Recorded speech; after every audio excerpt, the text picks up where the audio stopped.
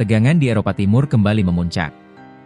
Pada Rabu, 3 September, Polandia mengambil langkah drastis yang jarang terjadi, mengerahkan jet tempur, menyiagakan pertahanan udara berbasis darat, dan menaikkan sistem radar ke kesiapan maksimum. Langkah ini diambil sebagai respons langsung terhadap serangan besar-besaran yang dilancarkan Rusia ke Ukraina, negara yang berbatasan langsung dengan Polandia. Kehadiran jet tempur sekutu NATO, termasuk F-35 canggih dari Angkatan Udara Belanda, menandai sebuah eskalasi serius. Apakah langkah pencegahan ini akan cukup?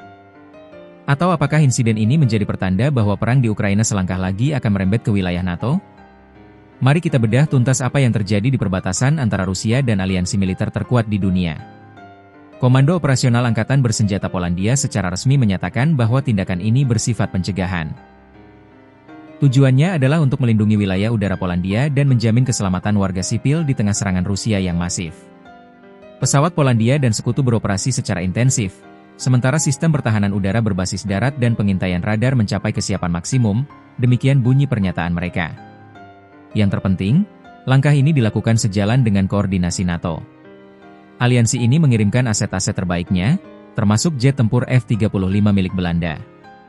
Kehadiran F-35, pesawat tempur tercanggih saat ini, mengirimkan sinyal kuat kepada Moskow bahwa setiap potensi pelanggaran terhadap wilayah udara NATO akan ditanggapi dengan serius.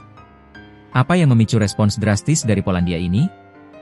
Menurut Presiden Ukraina Volodymyr Zelensky, Rusia melancarkan serangan malam yang ia sebut sebagai masif. Dalam serangan itu, Rusia dilaporkan meluncurkan 500 drone serang dan 24 rudal. Yang membuat serangan ini semakin mengkhawatirkan adalah targetnya. Zelensky menegaskan bahwa sasaran utama adalah infrastruktur sipil, seperti fasilitas energi, hub transportasi, kawasan perumahan, bahkan sebuah kompleks garasi. Keberanian Rusia semakin menjadi-jadi, mereka menyerang Ukraina semakin sering di siang bolong dengan puluhan drone serang, kata Zelensky. Ia pun bersumpah akan merespons serangan ini dengan cara yang asimetris, agar Rusia benar-benar merasakan konsekuensi dari tindakan mereka. Tentu saja, Rusia memiliki narasi yang berbeda. Kementerian Pertahanan Rusia dalam pernyataan resminya mengklaim bahwa mereka menargetkan fasilitas militer Ukraina. Angkatan Bersenjata Federasi Rusia melakukan serangan kelompok dengan senjata udara dan laut jarak jauh berpresisi tinggi terhadap perusahaan industri militer Ukraina dan infrastruktur bahan bakar yang digunakan untuk kepentingan Angkatan Bersenjata Ukraina, tulis pernyataan itu. Moskow juga mengklaim berhasil menembak jatuh 170 drone Ukraina serta 2 proyektil HIMARS buatan AS dalam serangan balasan.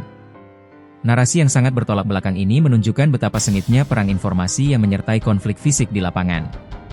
Tindakan Polandia ini bukan hanya respons sederhana, melainkan sebuah sinyal peringatan serius. Ini adalah gambaran nyata dari risiko perang yang sewaktu-waktu bisa meluas dari Ukraina ke wilayah NATO. Serangan Rusia, yang disebut-sebut makin intens sejak pertemuan Trump-Putin, kini memaksa sebuah negara anggota NATO berada dalam posisi siaga.